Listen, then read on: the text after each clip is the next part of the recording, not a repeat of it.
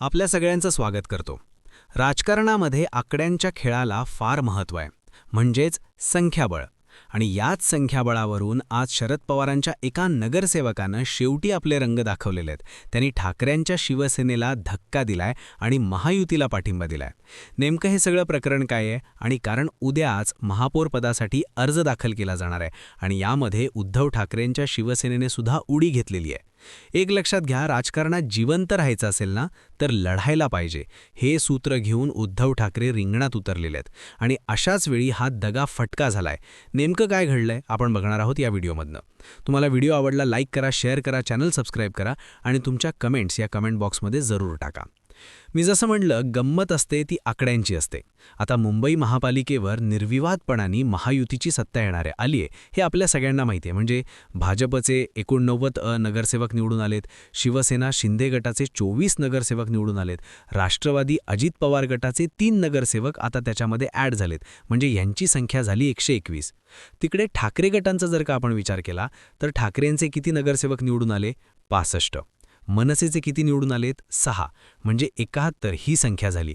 काँग्रेस काय ठाकरेंच्या बरोबर नाहीये, पण ठाकरेंच्या बरोबर कोण होतं महापालिका निवडणुकीमध्ये? तर शरद पवारांच्या राष्ट्रवादी. आता शरद पवारांच्या राष्ट्रवादीतनं मुंबईतनं फक्त एकच नगरसेवक निवडून आलाय. कोण निवडून आलाय? तो सुद्धा मलाडमधनं अजितराव राणे हे मलाडमधनं निवडून आलेत. आता तरीही उद्या जी काही महापौर पदाचा निवडणुकीसाठी जे अर्ज दाखल होणार आहेत याच्यामध्ये ठाकरेंनी सुद्धा महापौर पदासाठी उमेदवारी अर्ज हा दाखल केला जाणार आहे.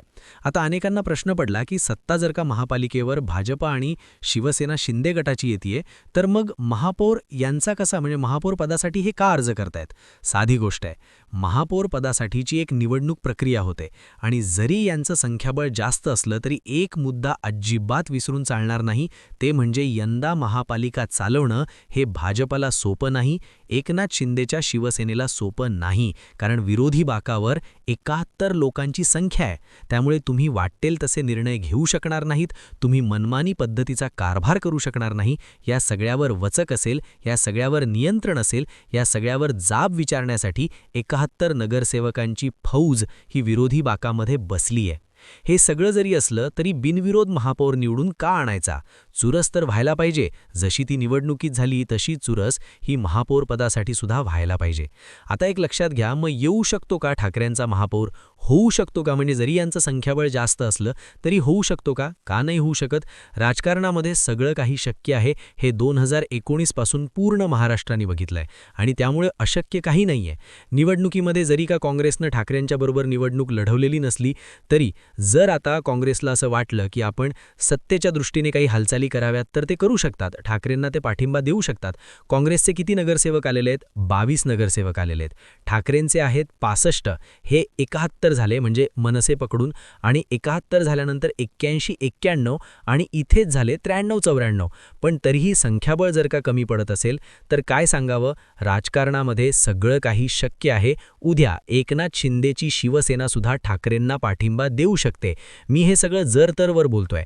जर तरवर जरी असलं तरी राजकारणामध्ये हे शक्य होत असतं. असो, तो मुद्दा नाही. पण मग उद्धव ठाकरेंनी महापौर पदासाठीची निवडणूक लढवण्याचं का ठरवलं? त्याला एकच कारण आहे की उद्धव ठाकरेंच्या शिवसेनेला, जी बाळासाहेबांपासून जी शिवसेना चालत आली आहे, त्या शिवसेनेला एकच गोष्ट माहिती आहे, लढायचं, रडायचं नाही, लढायचं असतं. आणि तेच सूत्र घेऊन उद्धव ठाकरेंनी आपला एक मोहरा महापौर पदाच्या रिंगणामध्ये उतरवलेला आहे. त्यामुळे वाटतं तितकं सहजतेने सगळा कार्यक्रम पार पडेल असं नाहीये. मी पुन्हा एकदा सांगतो, महापौर हा भाजप शिवसेना एकनाथ शिंदे यांच्याच पैकी होणार आहे, तोही भाजपचाच होणार आहे.